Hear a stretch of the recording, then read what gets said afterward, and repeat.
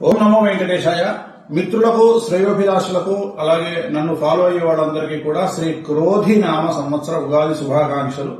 ఈ సంవత్సరం అంతా కూడా ఆ వెంకటేశ్వర స్వామి అనుగ్రహం వల్ల మీరు సుఖ సంతోషాలతో, ఆయుర ఆరోగ్యాలతో, అష్ట ఐశ్వర్యాలతో విరుదిల్లాలని కోరుకుంటూ ఓం నమో వెంకటేశాయ. అలాగే ఈ సంవత్సరం షార్ట్ గా, స్వీట్ గా చెప్పుకోవాలి అంటే ఈ సంవత్సరం రాజయోగాన్ని పట్టబోతున్నటువంటి రాశులు మేషరాశి, కర్కాటక రాశి, వృశ్చిక రాశి, ధనుస్సు రాశి. ఈ 4 రాశులకు ఈ సంవత్సరం రాజయోగం పట్టబోతా ఉంది. అలాగే యావరేజ్ గా ఉన్నటువంటి రాశులను తీసుకున్నట్లయితే ఈ సంవత్సరము మిథున రాశి, కన్యా రాశి, సింహ రాశి, ఈ రాశి తులారాశి. ఈ రాశి యావరేజ్ గా ఉండబోతా ఉంది. ఇక చాలా కష్ట నష్టాలను ఎదుర్కోబోతున్న రాశులను కనుక ఒకసారి చూసుకోవాలంటే వృషభ రాశి, అలాగే మకర రాశి, ధనుస్సు రాశి, మకర రాశి, కుంభరాశి, మీనరాశి. సో మళ్ళొకసారి చెప్తా ఉన్నా, చాలా సమస్యలు ఎదుర్కొనే రాశులు వృషభ రాశి, మకర రాశి, కుంభరాశి, మీనరాశి.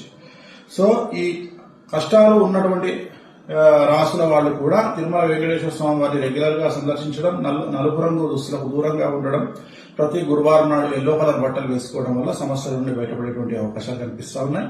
మరొకసారి క్రోధినామ సంవత్సర ఉగాది శుభాకాంక్షలతో ఓం నమో వెంకటేశ్వర.